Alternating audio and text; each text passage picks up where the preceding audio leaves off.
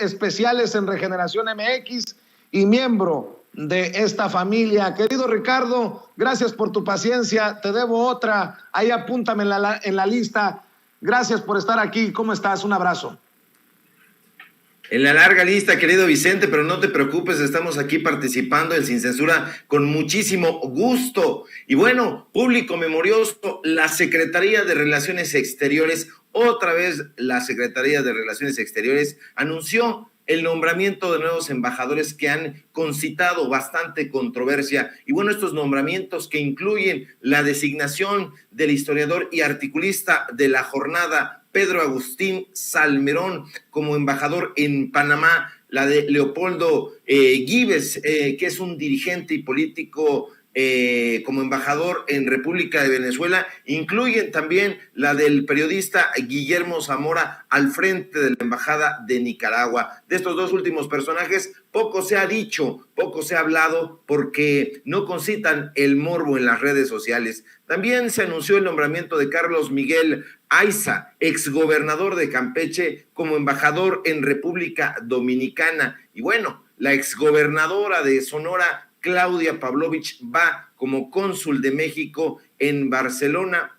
en España, allá en las Españas, donde mucho se ha hablado de la Secretaría de Relaciones Exteriores y de esa dejadez del canciller Marcelo Ebrard, que se ha negado a dar un posicionamiento precisamente sobre los integrantes de esa importantísima sede, de ese consulado. Bueno, Alfonso Suárez del Real, que era actualmente jefe de oficina de la Jefatura de Gobierno de la Ciudad de México, un hombre culto, hay que decirlo, fue, pues bueno, nombrado como titular de la Oficina de Enlace de México en Estrasburgo. La escritora Laura Esquivel se va como embajadora a Brasil. Ahí me hubieran hablado a mí porque eu si falo portugués direito, pero no queremos eso, nosotros somos periodistas y aquí estamos al frente. Y bueno, ahora mal, porque siempre hay cosas malas. Los dos nombramientos que más controversia han suscitado, querido Vicente, son el de Claudia Pavlovich, desde luego, y el de Pedro Salmerón, por otra parte. En el caso de Claudia Pavlovich, exgobernadora priista de Sonora, no hay que olvidarlo en ningún momento. Bueno, pues se saben muchísimas cosas tétricas, y como se sabe también, pues Pavlovich dejó tras de sí una deuda mayor a la que había dejado su predecesor, el panista, otro tétrico panista, Guillermo Padres. La administración de Pavlovich, no hay que olvidarlo tampoco, fue acusada en general de corrupta, y durante su administración apenas hubo obra pública. Pura simulación y pura frivolidad, esos fueron los sellos distintivos de Claudia Pavlovich. Pavlovich dejó, ya lo sabe el público memorioso, los índices de violencia por los cielos, la corrupción desatada en su máxima expresión, hubo cero inversión pública y un gasto corriente mucho mayor al anterior. Esos son los datos duros. Y es posible y lamentable que el actual gobernador Alfonso Durazo no la persiga, como ella persiguió en su momento a Padres. Pero el gobierno de Claudia fue un pésimo gobierno, lo fue. No olvidemos tampoco, público memorioso, que Pavlovich repartió notarías entre sus allegados en un movimiento que en su momento fue calificado incluso por el propio presidente Andrés Manuel López Obrador como una práctica corrupta de mandatarios estatales que en ese momento salían. Ahora, ¿qué se va a hacer en Barcelona? ¿Qué va a hacer Claudia Pavlovich en calidad de cónsul? ¿Qué sucederá? ¿Qué hará? A disfrutar ella y su familia de los cientos y cientos de millones de pesos que burda y al parecer impunemente le robaron al pueblo sonorense. Parece que sí, y en ese sentido es un craso error, hay que decirlo con todas sus letras, de parte de la Secretaría de Relaciones Exteriores, este nombramiento. Ahora, el segundo caso que también ha causado controversia es, como decíamos, el nombramiento de Pedro Salmerón, quien ha sido tildado de acosador en redes sociales. De entrada, debemos definir qué es el acoso sexual para no andar con eufemismos y no andar en la cuerda floja de los conceptos. El acoso sexual es la intimidación o el acoso de naturaleza sexual o violación, promesas no deseadas o inapropiadas a cambio de ¿qué? De favores sexuales. Es importante tenerlo en cuenta. Y desde luego que la mayoría de los contextos jurídicos, el acoso sexual es ilegal. Y el acoso, como bien se sabe, público memorioso, puede adoptar cualquier cantidad de formas que incluyen violencia física, formas sutiles de violencia, como la coacción, es decir, forzar a alguien, a cualquier persona, a hacer algo que definitivamente no quiere o se resiste a llevarlo a cabo. Y nadie, ni mujeres ni hombres, porque hombres también padecen acoso, deberían de padecerlo. De hecho, nadie debería sufrir acoso, hostigamiento. ¿Y cómo debemos detectar el acoso? Es simple. Cuando existe una situación donde hay un comportamiento verbal, no verbal o físico no deseado, cuyo camino sea el tema sexual, con el propósito o el efecto de atentar contra la dignidad de una persona, en particular cuando se crea un entorno intimidatorio, degradante, humillante, ofensivo u hostil. Ahí, público memorioso, se está sufriendo acoso. Y todo este contexto para decir, querido Vicente, que como si se ha dicho, Pedro Salmerón incurrió en acoso, no basta con señalar. No basta con señalarlo, hay que probarlo. Todas las mujeres, desde luego, tienen derecho a vivir sin violencia. Eso es un hecho inobjetable y no está aquí a discusión. Pero ante la pregunta que le hicieron hoy al presidente en la mañanera, se notó que está abierto a abordar el tema. Y si hubo acoso por parte de Salmerón, el camino es simple, que se presenten las pruebas. Hay mujeres, exalumnas del ITAM o de la UNAM, que se sintieron vulneradas por el historiador Salmerón, las vulneró de una u otra forma en sus derechos, en algún momento les negó trato imparcial o en el peor de los casos les solicitó favores sexuales a cambio de tal cual calificación como se está diciendo en Twitter. Por favor, denuncien, acudan a la Fiscalía Especializada a levantar sus denuncias, no se queden ahí nada más tuiteando. Salmerón ha sido funcionario público, Vicente, y eso brinda la posibilidad de que las víctimas, si las hubo, acudan a levantar su denuncia a la Fiscalía de Investigación de Delitos Cometidos por Servidores Públicos. Existe, está ahí, vayan, corran. Eso sí, ahí les van a pedir más que sus dichos. No basta con hacer señalamientos en redes sociales, por favor. No es suficiente con escribir un tuit desgarrándose las vestiduras. No, para nada. Hay que ofrecer pruebas que demuestren las acusaciones, datos duros, pruebas contundentes. Por supuesto que el hostigamiento sexual y el acoso son formas de violencia. Nadie lo niega. Desde luego que conllevan humillación e intimidación. Nadie podría negar tampoco, porque sería estúpido hacerlo, que el acoso daña la salud, la integridad, las oportunidades profesionales y los derechos humanos de quienes lo padecen. Y justo por eso, por las graves afectaciones que estas conductas tienen en las personas y en la sociedad, particularmente en la mexicana, bueno, en nuestro país las leyes las reconocen como delitos, son delitos, sí, y como delitos hay que denunciarlos. Pero por favor, querido público, Twitter no es el tribunal donde deben llevarse ni resolverse estos casos. En fin, debemos estar atentos a lo que al final resuelva la Secretaría de Relaciones Exteriores. Otra vez el presidente da respuesta puntual a una pregunta que debió haber respondido el canciller Marcelo Ebrard. Lo cierto es que estamos ante un acto político de abierto pragmatismo y esto tiene sus consecuencias. A lo mejor tiene beneficios en los temas de política dura, pero la gente no está tan abierta todavía ni tan consciente de que el pragmatismo político pueda ser la vía o deba ser la vía. Se votó por una transformación y la transformación tiene que ser de fondo. Hay que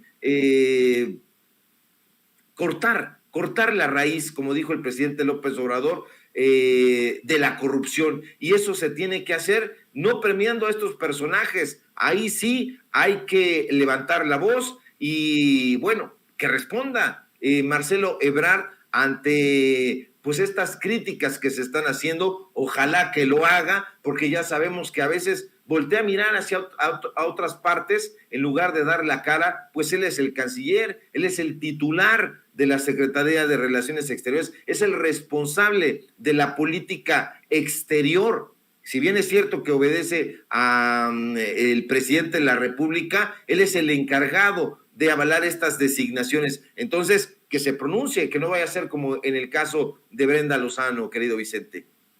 Qué bueno que lo mencionas, el caso de Brenda Lozano. Si alguien pone el dedo en la llaga en el caso de Brenda Lozano, que después provoca la indignación, eres tú, fuiste tú, Ricardo Sevilla, con aquel hilo en redes sociales exhibiendo al personaje. ¿Por qué sería diferente el caso Brenda Lozano como agregada cultural a la Embajada de Madrid en España, que no termina asumiendo el cargo y bueno, creo que todavía está pendiente nombrar a la agregada o al agregado cultural en esa embajada, luego de lo que tú escribiste en redes? ¿Por qué es diferente el caso de Brenda Lozano? Y veo pues incluso una defensa de Claudia Pavlovich en redes sociales. ¿Será porque el presidente Andrés Manuel López Obrador se posicionó? Pero me llama mucho la atención. Creo que hay muchísimo más material para cuestionarle a Claudia Pavlovich que lo que le cuestionaste a Brenda Lozano, y mira en dónde estamos. Veo las reacciones de mucha gente que incluso pues dice lo mismo de siempre, ¿no? Que nos llegaron al precio, que somos unos golpeadores. Y yo digo, pues nada más estamos ejerciendo nuestra libertad, nuestro derecho a la crítica, como en algún momento lo hiciste tú, querido Ricardo, en redes sociales con el caso de Brenda Lozano. Así es, el público memorioso tiene que tener en cuenta que aquí se trata por una parte de pragmatismo y por otro lado que ya se está caminando, yo diría que abruptamente, hacia la sucesión presidencial. En Twitter particularmente hay dos grupos, el grupo de los monrealistas y el grupo de la gente que defiende a Claudia Sheinbaum, y ellos están ahí disputándose una especie de preeminencia sobre los otros, y no tiene que ser de esa manera, o no lo tendría que ser en el caso de los periodistas. Los periodistas, como tú bien dices, estamos para hacer esos cuestionamientos, estamos a favor, sí, de una transformación, por supuesto, desde luego, eso nos ha hecho levantar la voz ante los corruptos, ante Krause, ante Aguilar Camín y las mafias que tutelan, pero cuando se trata de este tipo de cosas, y sobre todo en el caso, por ejemplo, de España, que parecen que no quieren ahí que haya personajes importantes, relevantes de la cultura. Los hay mujeres talentosísimas, escritoras, poetas, pintoras, dramaturgas, que podrían estar ocupando ese puesto. Tampoco se ha visto, como tú bien dices, el nombramiento de la agregada cultural. ¿Qué es lo que está sucediendo? ¿Qué es lo que está pasando? ¿Por qué está empantanado ese caso? Es algo que tiene que responder el canciller, no lo tiene que responder otra persona. No estamos a favor nosotros, o no en mi caso, y creo que tampoco el caso de Sin Censura, a favor de tal o cual personaje político. No, simple y sencillamente estamos cuestionando. Ese es nuestro deber. Tenemos duda, hay gente que tiene duda, nos la presenta y nosotros llevamos esas dudas, las expresamos, las comunicamos y buscamos respuestas. Hoy es martes, hoy está ahí el canciller. ¿Por qué no le hacen la pregunta a Marcelo Ebrard? ¿Por qué se la hacen al presidente de la República? Él es el jefe del Ejecutivo y tiene responsables en áreas determinadas. Hay pragmatismo, que se diga. ¿Por qué tomó esa decisión la Secretaría de Relaciones Exteriores? También que sea nítido, que saque un comunicado, que nos diga, porque de ser Marcelo Ebrard candidato para la presidencia de la República por cualquier partido político que sea, nos da mucho que desear porque no está respondiendo a las preguntas de la gente, del pueblo. ¿Por qué lo tiene que hacer López Obrador? No lo tiene que hacer el presidente, lo tiene que hacer él y no asume esa responsabilidad, y ese mutismo es lo que ha causado suspicacia.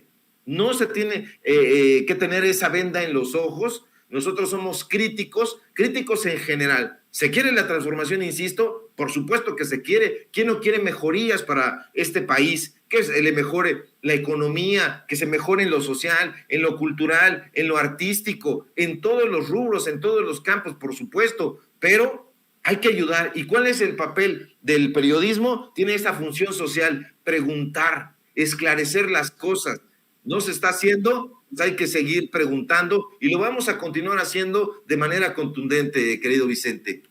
Sí, nada más para cerrar el caso de Claudia Pavlovich. El presidente Andrés Manuel López Obrador ha sido muy claro que sigue buscando justicia en el caso del incendio de la guardería ABC en Hermosillo, Sonora, en donde murieron 49 niños. Mucho hemos dicho de cómo callaron Felipe Calderón y Margarita Zavala porque había intereses familiares entre los propietarios. Mucho hemos señalado a Eduardo Burs, en ese entonces gobernador de Sonora, pero también hay que señalar a Claudia Pavlovich, porque en ese momento, cuando ella era legisladora, también salió a defender a los propietarios de la guardería ABC. Yo pregunto, esta mujer que estuvo del lado equivocado de la historia al defender a los propietarios y no ponerse del lado de las víctimas, ¿merece un reconocimiento, una distinción?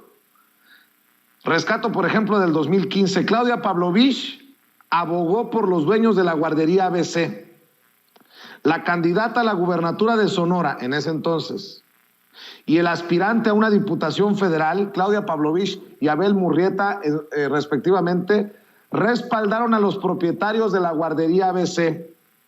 Dos priistas que contienden por cargos de elección popular en Sonora fueron criticados por sus acciones en torno al caso de la guardería ABC e incluso por la defensa que hicieron de dos de los propietarios del lugar en el que el 5 de junio de 2009 murieron 49 menores a causa de un incendio. Se trata de Claudia Pavlovich, hoy candidata, en ese entonces, 2015 digo, tricolor al gobierno del estado, y Abel Murrieta Gutiérrez, procurador del estado, cuando ocurrió el incidente, quien busca una diputación federal por el mismo partido, o buscaba en ese entonces. Pavlovich firmó una carta de respaldo a Gildardo Francisco Urquide Serrano, copropietario de la guardería y quien fuera secretario de Finanzas del PRI en Sonora. También giró otro documento de respaldo a favor de Sandra Lucía Telles Nieves, copropietaria de la guardería y esposa de Alberto Escalante, subsecretario de Ganadería Estatal en aquella época. Las cartas dadas a conocer por los padres de los niños fallecidos fueron expedidas 3 meses después del incendio y enviadas al juez del caso con la intención de que a ambas personas se les permitiera salir bajo fianza. Y cito lo que dice en esa carta membretada de Claudia Pavlovich: no tengo inconveniente en recomendarlo de la manera más amplia, ya que en mi concepto su desenvolvimiento en nuestra comunidad ha sido siempre con honorabilidad. En ese entonces Claudia Pavlovich era diputada local del PRI y, aprovechando su investidura y posición política, social y económica, generó un muy claro tráfico de influencias. Consideró en su momento a Abraham Fraijo, vocero de los padres de los niños muertos en la guardería ABC. Un día después de que se realizara dicha conferencia, la priista Claudia Pavlovich se reunió con los padres de los niños heridos o lesionados en el siniestro y declaró que estaba por la justicia y porque se haga justicia pronto, pero respaldó a los dueños de la guardería ABC. Nada más para que quede en el récord, mi querido Ricardo Sevilla, porque muchas personas pueden pensar que hay alguna intención política o algún interés de otro tipo, un interés malsano de tu servidor, pero yo, que he seguido de cerca el caso de la guardería ABC, que hemos entrevistado una y otra vez a los padres de los niños muertos o de los niños lastimados de por vida en este incendio, pues sí, debo de decir que son de las cosas que asumo como personales en este caso. Mi querido Ricardo Sevilla, ¿con qué cierras?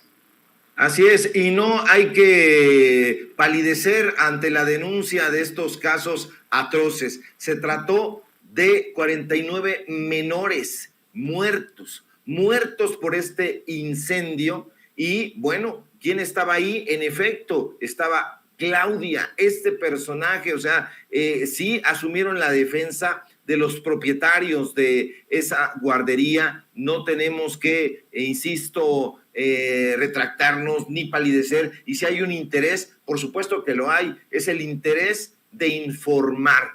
Ya hemos denunciado en su momento, querido público memorioso, Vicente, a los personajes aviesos que han tratado de colarse a las huestes de Morena y de la Cuarta Transformación, y no lo vamos a dejar hacer. Ya hemos hablado de la corrupción del gobernador de Quintana Roo, hemos hablado de quien fue en su momento Lili Téllez, y ahora ahí están los resultados. Hablamos en su momento de Germán Martínez, y ahí están los resultados. Entonces, ¿qué resultados va a dar Claudia Pavlovich allá en Barcelona, este lugar estratégico donde la cultura mexicana es bien valorada? ¿Qué es lo que va a suceder allá? No es una condecoración, no se trata de condecorar. Sí, las intenciones de la Secretaría de Relaciones Exteriores fueron mantener lo más lejos posible a Claudia, a lo mejor podría entenderse, pero de todas maneras no debería de ser de esa manera. ¿Por qué? Porque las embajadas son también epicentros culturales donde se da a conocer la riqueza de nuestro país, y tener a estos personajes ahí, como en su momento se tuvo a Fabricio Hernández, este personaje que también denunciamos aquí en Sin Censura, eso no puede quedarse así. Está ahorita la embajada de México en España con mirándose con una lupa, y que nombren a esta mujer, un personaje sin duda atroz y siniestro. No lo podemos callar, hay que hacerlo de manera contundente, y lo vamos a continuar haciendo. Son datos duros a muchas personas, a mucha gente que está buscando otra cosa, intereses, puestos políticos, que le den ahí un impulso en algún puesto burocrático. Eso no lo queremos nosotros. Nosotros somos periodistas y eso es lo que nos interesa. Se incomodan estas realidades que son inobjetables e inocultables, eso ya es otro boleto. Pero nosotros, nuestra labor es continuar haciendo periodismo, y periodismo de datos duros, y los datos duros son esos. Claudia Pavlovich es un desastre. Así es, mi querido Ricardo Sevilla, cerremos invitando a la gente para que te apoye en tus trincheras y en tus redes, por favor. Claro que sí, público memorioso, Vicente. Síganme, por favor, en Twitter, @SevillaCrítico, en Facebook, Ricardo Sevilla, así nada más. En Los Datos Duros, programa a través del canal de YouTube de Regeneración, de lunes a viernes, de 4 a 5:30. Hoy tenemos programa. Síganos también en Tiempos de Canallas, esta sátira, esta parodia que también protagonizamos de lunes a viernes en punto de las 8 de la noche y hasta las 9 hora del centro de México. Síganos también en el portal Regeneración, donde hacemos estas investigaciones, donde publicamos opiniones muy contundentes, investigaciones especiales que no gustan a los corruptos, ni a Claudia Pavlovich, ni a todas esas huestes que intentan meterse en esta transformación. Síganos también aquí en Sin Censura, desde luego, de lunes a viernes, donde estamos participando en punto de las 11 de la mañana. Un fuerte abrazo a ti, a todo el equipo de producción, y desde luego a toda la gente que nos ve y que nos escucha con muchísimo detenimiento. Muchas gracias, y nos vemos al ratito en la mesa de debate. Claro que sí, muchas gracias a Ricardo Sevilla, el maestro Ricardo Sevilla, coordinador de investigaciones especiales en Regeneración MX y miembro de esta familia Sin Censura.